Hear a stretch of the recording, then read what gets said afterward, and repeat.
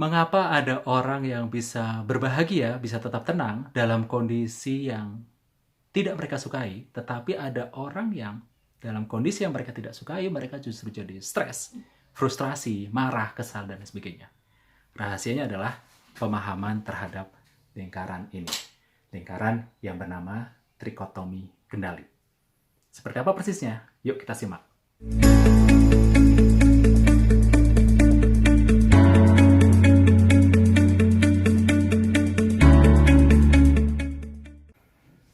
Assalamualaikum warahmatullahi wabarakatuh. Teman-teman sekalian, selamat datang kembali di channel Darmawan Aji. Kali ini saya akan membahas tentang trikotomi kendali. Saya sudah siapkan gambarnya. Apa itu trikotomi kendali? Trikotomi kendali adalah bagaimana kita bisa mengkategorikan hal-hal yang kita alami atau hal-hal yang kita miliki dalam keseharian ke dalam 3 kategori. Konsep ini datangnya dari mana? Konsep ini datangnya dari filsafat Stoik atau Stoicisme. Kemudian dipopulerkan oleh Stephen Covey di bukunya yang berjudul Seven Habits of Highly Effective People. Seperti apa konsepnya? Konsepnya sangat sederhana. Jadi, hal-hal yang kita alami dalam hidup kita, itu kita bisa bagi ke dalam 3 kelompok atau 3 kategori. Yang pertama adalah hal-hal yang bisa kita kendalikan, bisa kita pengaruhi secara langsung. Istilahnya adalah lingkar kendali. Yang kedua adalah hal-hal yang bisa kita pengaruhi tetapi tidak bisa kita kendalikan secara langsung. Istilahnya adalah lingkar pengaruh. Dan hal-hal yang betul-betul di luar kendali kita. Kita nggak bisa pengaruhi, apalagi kita kendalikan. Namanya adalah lingkaran peduli atau lingkar kepedulian. Nah, memahami mana yang ada di dalam lingkar kendali kita, mana yang ada di lingkar pengaruh kita, mana yang ada di lingkar kepedulian kita, membuat kita bisa menjalani hidup kita dengan lebih tentram, lebih damai, lebih tenang. Kita bahas lebih detail. Saya akan bahas dari yang pertama terlebih dahulu, yaitu lingkar kendali. Ada hal-hal dalam hidup kita yang bisa kita kendalikan secara penuh, dan ada banyak lagi yang tidak bisa kita kendalikan secara penuh. Jadi dulu Epictetus membaginya hanya ke dalam 2 lingkaran atau 2 kelompok. Yang pertama adalah apa yang ada di dalam kendali kita, dan yang kedua adalah apa yang di luar kendali kita. Kalau kita menggunakan skema ini, maka lingkar peduli dan lingkar pengaruh itu di luar kendali kita. Kita tidak bisa mengendalikannya secara penuh. Hanya lingkar kendalilah yang bisa kita kendalikan secara penuh. Tadi kita sudah bahas kan, bahwa yang ada di dalam kendali kita itu hanya sedikit. Yaitu apa yang kita lakukan, apa yang kita ucapkan, apa yang kita rasakan, dan apa yang kita pikirkan. Tetapi sebenarnya yang sedikit ini efeknya besar. Karena bila kita fokus pada apa yang ada di dalam kendali kita, maka kita bisa memilih apa yang akan kita kerjakan, apa yang tidak akan kita kerjakan. Kapan kita akan termotivasi, kapan kita tidak termotivasi. Kapan kita mau sedih, kapan kita mau marah, kapan kita mau percaya diri. Kita bisa memilih ucapan kita, kata-kata yang akan kita ucapkan, kata-kata yang akan kita ungkapkan. Dan itu benar-benar ada di dalam kendali kita sepenuhnya.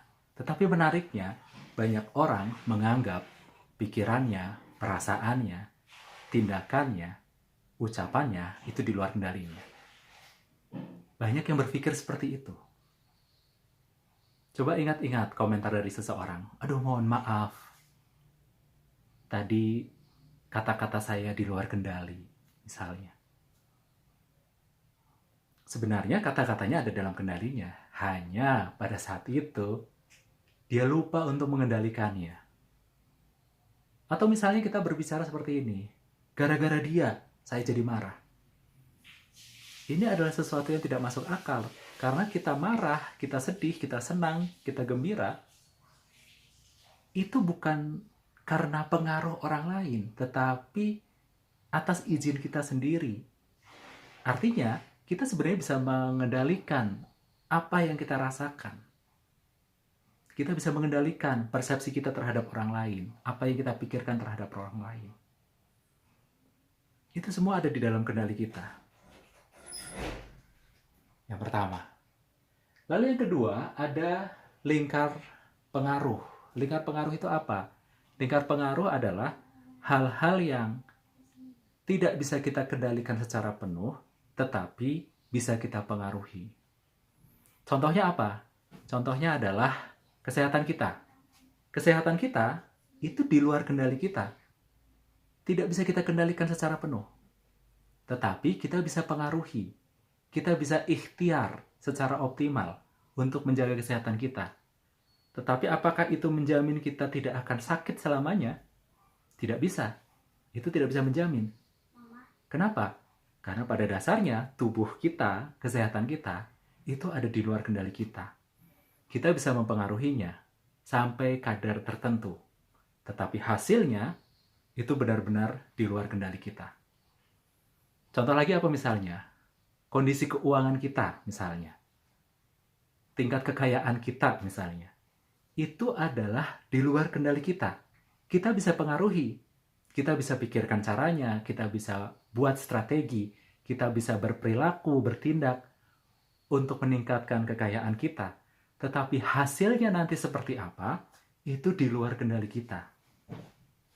Jadi, terkait lingkar pengaruh, fokus kita, hak kita hanya sampai hak berikhtiar. Sekali lagi, hak kita adalah berikhtiar seoptimal mungkin. Lalu hasilnya itu di luar kendali kita. Kita cukup bertawakal terhadap hasilnya.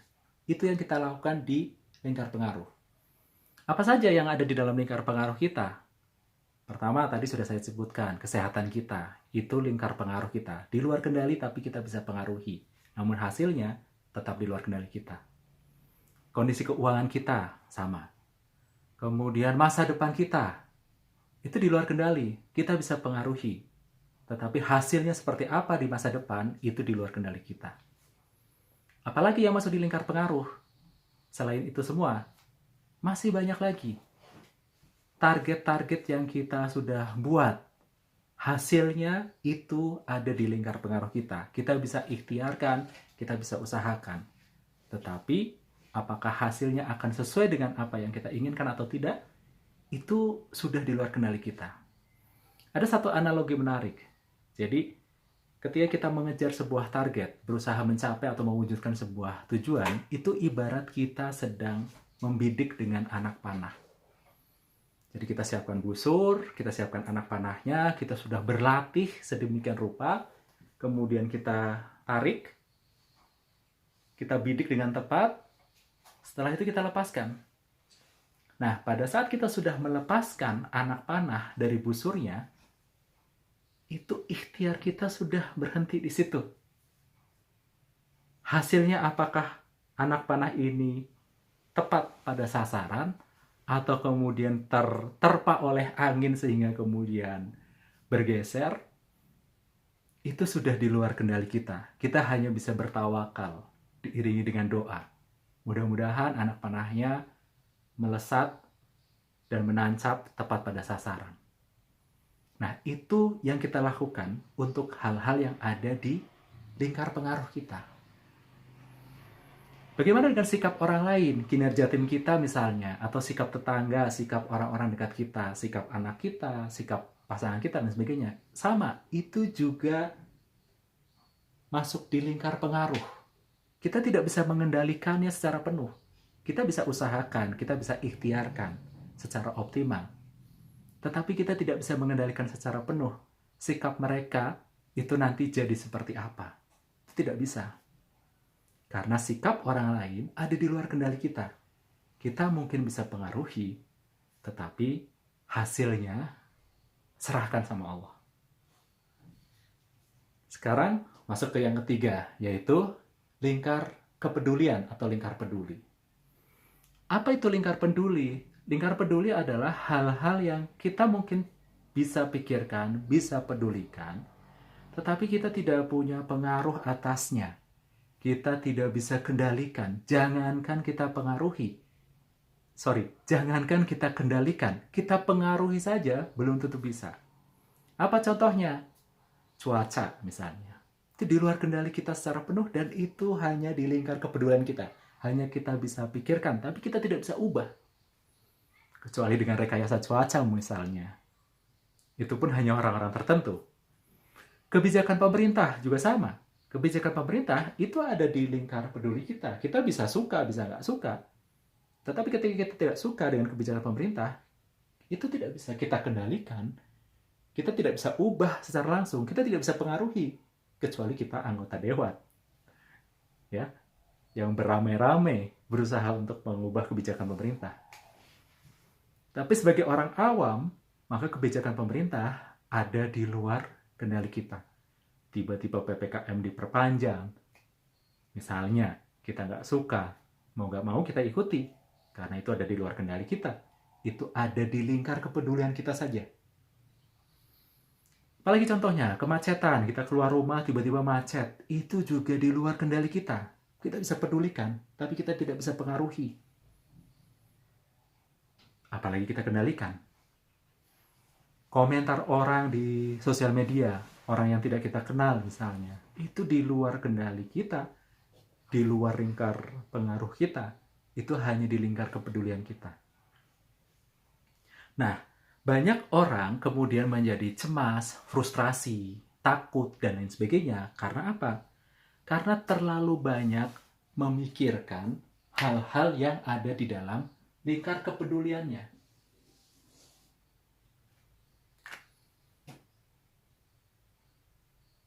Atau banyak memikirkan hal-hal yang ada di dalam lingkar pengaruhnya, tetapi dia tidak melakukan ikhtiar, tidak mengoptimalkan tindakan, tidak mengoptimalkan apa-apa yang ada di dalam lingkar kendalinya. Itu yang membuat orang frustrasi, marah, kesal, dan lain sebagainya. Karena terlalu banyak memikirkan hal-hal yang di luar kendalinya.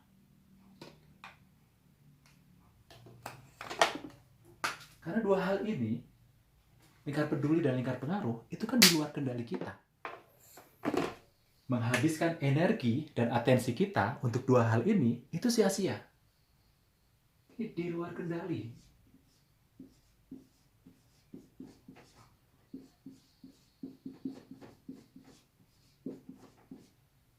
Maka sebaiknya fokus kita kemana? Sebaiknya kita fokuskan, kita arahkan energi dan atensi kita ke hal-hal yang memang ada di dalam kendali kita, ke lingkar kendali kita. Fokus ke situ. Ya boleh sesekali kita mempedulikan hal-hal yang ada di lingkar kepedulian kita, boleh.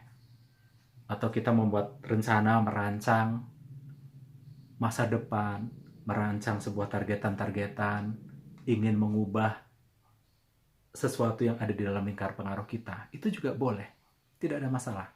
Tetapi fokus kita adalah, sebagian besar dari fokus kita adalah untuk mengoptimalkan lingkar kendali kita. Apa yang bisa saya pikirkan dalam situasi seperti ini? Apa yang perlu saya rasakan dalam situasi seperti ini? Apa yang bisa saya ucapkan? Dan apa yang bisa saya lakukan atas situasi seperti ini? Itu adalah pilihan bijak, membuat kita jadi tidak terlalu stres. Dengan apa? Dengan apa yang kita alami, dengan apapun yang datang kepada kita. Karena kita memilih untuk fokus pada hal-hal yang memang ada di dalam kendali kita. Pada lingkar kendali kita.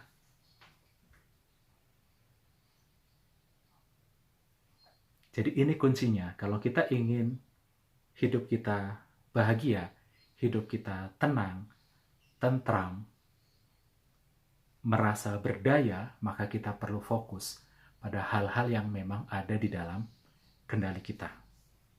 Sebaliknya, kalau kita ingin merasakan frustrasi, merasa lemah, merasa tidak berdaya, merasa kecewa, marah, dan lain sebagainya, maka silahkan arahkan energi dan atensi kita pada hal-hal yang di luar kendali kita. Pilihannya ada di tangan kita. Kita mau memilih menjalani hidup ini dengan kehidupan yang seperti apa? Kita mau memilih untuk mengarahkan energi dan atensi atau perhatian maupun fokus kita kemana?